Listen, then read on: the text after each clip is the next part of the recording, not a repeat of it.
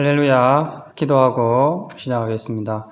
하나님 아버지, 오늘도 우리가 말씀 앞에 있습니다. 성령께서 함께하여 주시어서 하나님의 말씀으로, 음성으로 들릴 수 있도록 우리의 마음을 붙들어 주시고 우리의 귀를 열어 주시옵소서. 예수님 이름으로 기도드립니다. 아멘. 하나님의 말씀은 창세기 32장입니다. 3절에서 20절까지인데 11절 한 절만 제가 읽겠습니다.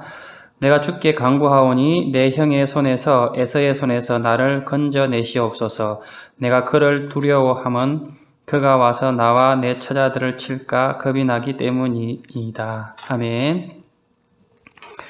야곱은 자신을 쫓아오던 그 외삼촌 라반과 화해를 하지 않습니까? 그래서 잘 마무리가 되어서 이제 다시 고향으로 출발하게 되는데 지금부터가 문제입니다.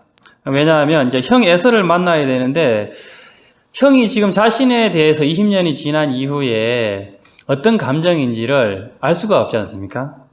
그래서 미리 이제 정탐꾼을 할안해서 보낸 다음에 출발을 할지 안 할지를, 고향으로 갈지 안 갈지를 결정을 했었으면 좋았을 텐데 제 생각은 그래요. 그런데 야곱이 치밀한 사람인데 거기까지는 준비하지 못한 것 같습니다.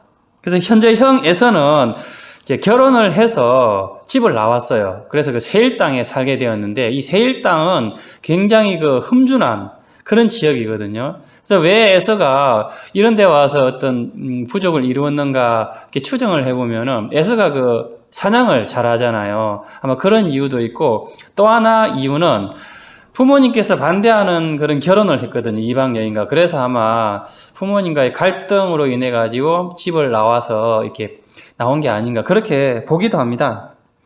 야곱은 이제 형을 만나야 되는데 1차로 사자를 먼저 보내요. 그 내용이 3절에서 5절인데 그 사자들에게 시켜가지고 지금 동생 야곱이 양떼 소떼를 몰고 오는 중입니다. 은혜를 베풀어 주십시오. 이제 이렇게 전하거든요. 에서한테. 이때 형 에서를 갖다가 야곱이 호칭을 뭐라고 그러냐면은 내 주 에서라고 사자들한테 그렇게 말을 해요. 왜 여기서 우리가 주라는 것은 하나님을 칭하는 호칭인데 자기 어떤 상전이나 높은 사람한테도 주라고 호칭을 하잖아요. 그래서 야곱이 의도적으로 이렇게 자기 그 종들 앞에서 내 주 에서라고 이렇게 표현을 하는 거예요. 왜냐하면은 그렇게 함으로 인해 가지고 이 종들은 지금 그 야곱과 에서의 관계를 잘 모를 수 있잖아요. 그래서 혹시나 이 종들이 갔다가 형 앞에서 뭐 말실수라도 하게 되면은 이 사태가 악화되기 때문에 야곱이 사전에 차단할 목적으로 자기가 주인인데 이렇게 높게 대해주면은 종들도 그렇게 대하리라 그렇게 생각을 한 거예요. 그런데 이 다녀온 사자들이 좋지 않은 소식을 가져옵니다. 에서가 화가 나가지고 군사 400명을 데리고 지금 이쪽으로 오고 있다는 거죠. 6절인데요. 사자들이 야곱에게 돌아와 이르되 우리가 주인의 형 에서에게 이른적 그가 400명을 거느리고 주인을 만나려고 오더이다. 그러니까 군사를 끌고 온다는 것은 지금 에서가 야곱에 대해서 감정이 좋지 않다는 것입니다. 야곱은 금방 사태를 파악하고 취한 첫 번째 행동이 뭐냐면은 자신의 소유물을 두 대로 나눕니다. 크게. 7절 야곱이 심히 두렵고 답답하여 자기와 함께한 동행자와 양과 소와 낙타를 두 대로 나누고 그 두 대로 나누는 의도는 지금 자기 목숨이 가족들 목숨이 위급한 상태이지만 최소한 아내들과 모든 재산을 한꺼번에 잃을 수는 없다고 생각한 것입니다. 그게 8절이거든요. 이르되 에서가 와서 한 떼를 치면 남은 한 떼는 피하리라 하고 원래 원문에는 앞에 만일이라는 단어가 있습니다. 만일 에서가 와서 치면 여기서 이제 친다는 것은 공격하다는 그런 뜻도 있지만 갈기갈기 찢다 죽이다 이런 뜻이 있습니다. 그래서 야곱은 지금 에서를 어느 정도로 무서워했냐면은 자기 소유물만 치는 게 아니라 가족들까지도 죽이고 약탈할지 모른다 그런 두려움이 있는 거예요. 그래서 다 이럴 수는 없다고 생각하고 두 대로 나눈 것입니다. 그런 다음에 이제 하나님께 간절히 기도를 하죠. 위기에 처했기 때문에 하나님을 찾을 수밖에 없는 그런 상황입니다. 11절에 내가 주께 간구하오니 내 형의 손에서 에서의 손에서 나를 건져내시옵소서. 내가 그를 두려워함은 그가 와서 나와 내 처자들을 칠까 겁이 나기 때문이다. 첫 번째는 두 때로 나누고, 두 번째는 하나님께 기도하고, 그 다음에 세 번째 야곱이 취한 행동이 에서를 위해서 예물을 준비합니다. 13절에 야곱이 거기서 밤을 지내고 그 소유 중에서 형 에서를 위하여 예물을 택하니, 그러니까 뜬 눈으로 밤을 새면서 어떻게 하면 좋을까, 이 위기를 극복할 수 있을까 고민한 게 결론이 예물을 준비하는 거예요. 그 얼만큼 준비했냐면 암염소, 순염소, 이렇게 낙타까지 해가지고 전부 다 해서 총 580마리를 준비를 시킵니다. 이게 14절에서 15절에 있는데요. 그런데 재밌는 것은 이 부분에서도 야곱이 또 장기를 발휘합니다. 580마리의 예물을 한꺼번에 보내지 않고 여러 때로 또 나누어 보내요. 16절에 그것을 각각 때로 나누어 종들의 손에 맡기고 그의 종에게 이르되 나보다 앞서 건너가서 각 때로 거리를 두게 하라 하고, 맨 앞에는 염소, 그 다음에는 양, 그 다음 낙타, 이런 순서가 있는데, 여러분들 왜 야곱이 이렇게 때를 여러 때로 나눠가지고 시간차를 두고 보냈겠습니까? 그 의도는 뻔하지 않겠습니까? 만약에 에서가 이제 첫 번째 예물을 받았을 때, 도착했을 때, 그 반응이 화가 전혀 풀리지 않고 막 종들을 죽이고 가축을 도륙한다면은 그 사이에 도피도 하고 또 나머지 재산 일부도 건질 수 있겠다라는 그런 계산을 한 것입니다. 그래서 이 야곱을 보면은 세상적으로는 참 지혜로운 사람이에요. 그 순간순간 대처하는 그런 모습이 타고났습니다.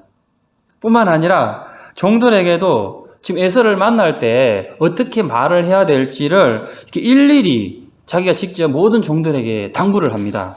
그 치밀한 거죠, 사람이. 그래서 말씀을 정리하면, 그러니까 20년 만에 야곱이 지금 에서를 만나면서 어떤 감정인지를 모르잖아요. 그래서 사자를 먼저서 보냈는데 에서가 이제 군사를 몰고 온다고 하니까는 철저하게 준비를 해야 됩니다. 어떻게든지 형의 감정을 풀어야만, 만약 군사적으로 너무 차이가 나기 때문에, 그래서 감정을 상하지 않도록 종들에게 일일이 할 말까지 가르치기도 하고, 호칭도 내주 에서라 하기도 하고, 만약의 사태를 대비해서 이렇게 가축들을 때로 나누기도 하고, 그 야곱이 이제 만약에 요즘에 태어났으면은 무슨 일을 해도 성공했을 사람입니다. 장사든 사업이든 목회든 아마 뭘 해도 잘했을 것 같아요. 하지만 이제 하나님께 응답도 사실은 받았고 기도도 했지만 이렇게 전적으로 하나님을 믿으면서도 이렇게 양다리 걸치는 이런 모습이 있지 않습니까? 여전히 자신의 힘으로 문제를 해결하려는 그런 과거의 습관이 남아 있다는 것입니다. 오늘 본문에는 결론이 나오지 않지만은 결과가 어떻게 되냐면은 이렇게 철저하게 준비한 이 용이 주도한 계획이 무용지물이 되어버립니다. 본인은 얼마나 걱정을 많이 했겠습니까? 밤새 잠 안 자고 형이 어떤 마음일까? 예물을 받아줄까? 예물을 그러면은 이렇게 안 받으면 만약의 경우를 대비해서 이렇게 나누어서 보내면은 이런 온갖 생각을 밤새 다 한 것이죠. 다양한 경우의 수를 생각하면서. 그런데 결과는 헛수고를 한 것입니다. 헛수고를. 하나님께서 나중에 그냥 개입하셔가지고 에서의 마음을 돌려버리거든요. 잠언에 유명한 말이 있지 않습니까? 잠언 16장, 우리가 잘 아는 그런 말씀이죠. 사람이 마음으로 자기의 길을 계획할지라도 걸음을 인도하시는 분은 하나님이시라고. 참 귀한 말씀이고 우리가 삶 가운데 정말 많이 체험하는 정말 진리 중에 진리의 말씀이라고 생각됩니다. 그러니까 우리는 참 계획을 많이 하는데 사실은 계획한 대로 이루어지지 않을 때가 너무 많은 것을 경험하게 됩니다.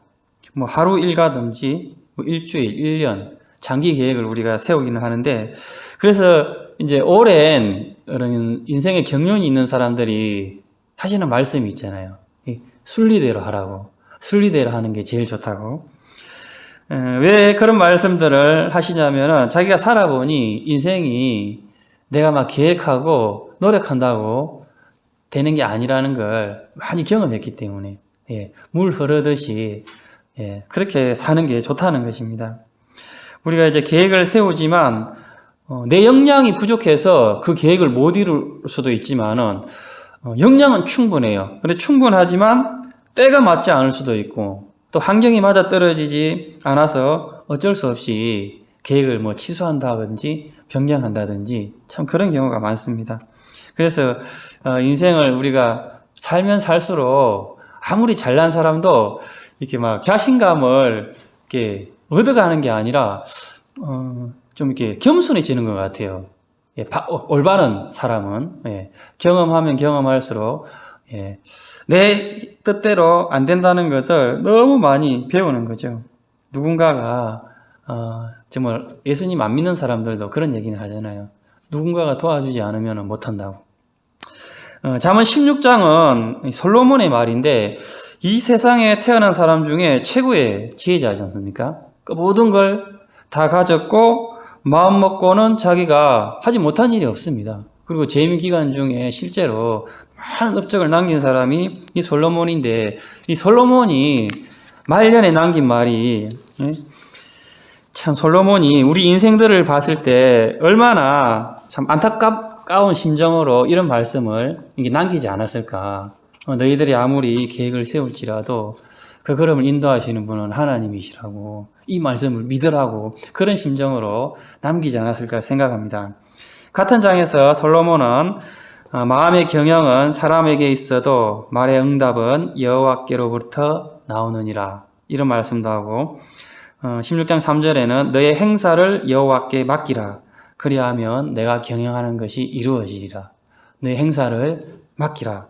우리가 이 맡긴다는 말 참 교회에서 많이 듣는데, 이 말씀처럼 조금 구체적이지 않고 애매한 말도 없는 것 같아요. 하나님께 맡기라.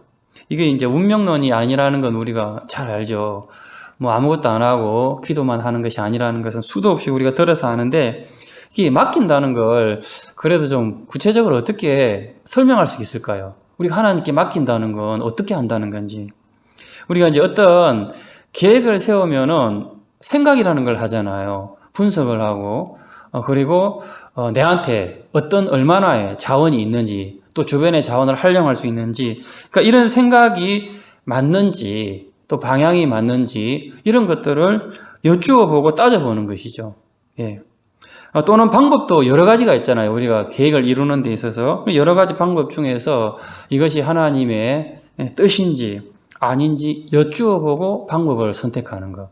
또 내 욕심이 들어갔는지 들어가지 않았는지, 이렇게 했을 경우에 이게 정말 하나님께서 기뻐하시고 하나님의 영광을 드러내는 것인지, 이런 것들을 우리가 고민하고 일에 착수하고 진행하는 것, 이런 것이 우리가 하나님께 맡긴다는 그런 개념이 아닐까 생각해 봅니다.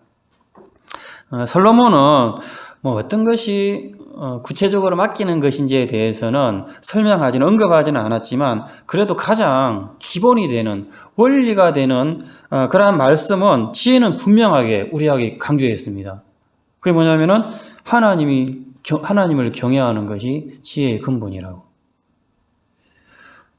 사랑하는 여러분, 정말 이건 진리인 것 같아요. 하나님을 경외하면 우리 삶 가운데 모든 문제가 해결이 되고 답이 보이고, 문제가 아주 단순해지고 명료해집니다. 하나님을 경외하게 되면, 하나님을 믿고 신뢰하고, 나를 인도하신다, 하나님께서 내 인생을 책임지신다, 이런 믿음이 있으면은 내가 가진 문제들이 되게 좀 단순해지는 건, 그런 느낌을 많이 저는 갖거든요. 예, 너무 고민할 필요가 없구나. 그런데도 우리가 오늘 야곱처럼, 야곱을 보면은, 야곱은 뭐 하나님의 음성도 듣고 천사들도 만나고 그랬지만 하나님 없는 사람처럼 행동하지 않습니까? 그 우리의 모습이 야곱과 아주 비슷합니다. 하나님께 기도는 했지만 야곱도 그렇잖아요. 상의한 게 아니라 준비는 자기가 다 하고 하나님께 도와달라고 다급하니까. 무서우니까. 예. 이렇게 야곱과 같은 삶은 너무 피곤합니다, 여러분.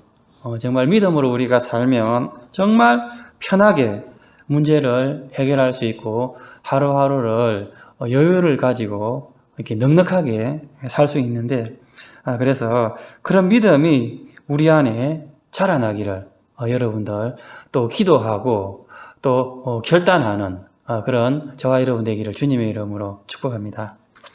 함께 기도합시다. 우리 교회 공동 기도 제목으로 먼저 기도하고, 먼저는 이제 이 코로나가 풀리게 되면은, 위드 코로나가 되면은 우리 교회에 교회뿐만 아니라 개인의 예배가 먼저 회복될 수 있게 해달라고 기도하시고, 또 주일학교를 위해서 개인의 경건 생활을 위해서 기도하고, 또 수험생들, 고3 수험생들을 위해서 기도하고, 우리 청년부를 위해서 군에 있는 우리 정욱이를 위해서 기도해 주시고, 오늘 주신 말씀 생각하면서 야곱과 같은 이런 인생 살지 않게 해달라고 솔로몬이 강조한 그 말씀 붙들고 그 말씀 믿고 그 말씀대로 살아감으로 인해서 우리의 삶 가운데 하나님 주시는 그런 은혜를 누리는 우리 모두 되게 해달라고 함께 기도합시다.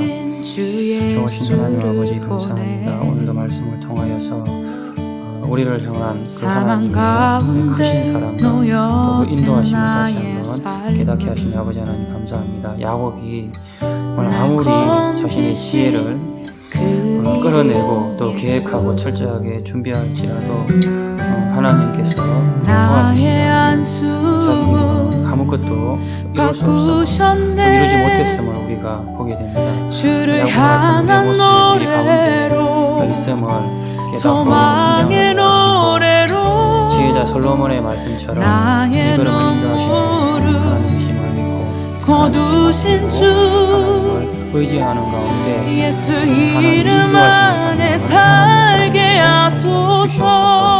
위드 코로나가 이제 시작됩니다. 하나님 아버지, 우리 사랑하는 복전교회 모든 성도들과 주어진 삶을 복되게 하시고 또 개인 중간 생활 더 힘쓸 수 있는 그런 전환점이 될 수 있도록 축복해 주시옵소서. 우리 정우기를 보내서 건강한 모습으로 정신적으로 육적으로 영적으로 성숙하여서 가족의 부모로 교회의 부모로 돌아올 수 있도록 하나님 축복하여 주시옵소서. 좋으신 하나님 아버지, 야곱과 같은 그러한 믿음 없는 모습이 우리 안에도 있습니다. 하나님을 믿는다고 하면서 언제나 내 힘으로 문제를 해결하려다가 이렇게 야곱과 같이